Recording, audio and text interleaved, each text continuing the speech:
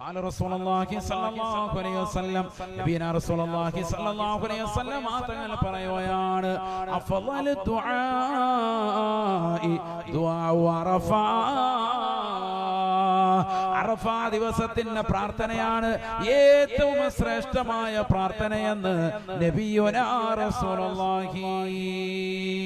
കാരണം അറഫാ ദിവസം എന്ന് പറയുന്നത് ഒരു സാധാ സീത ദിവസമല്ല.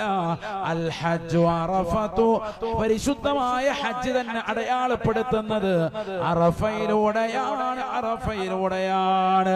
പവിത്രമാക്കപ്പെട്ട അറഫ മൈതാനിയിൽ എത്തിച്ചേരാത്തവർക്ക് പുണ്യമാക്കപ്പെട്ടതാകുന്ന ഹജ്ജ് തന്നെ ഇല്ല എന്ന് ഉലമാക്കൾ വ്യക്തമാക്കുകയാണ്, പഠിപ്പിക്കുകയാണ്.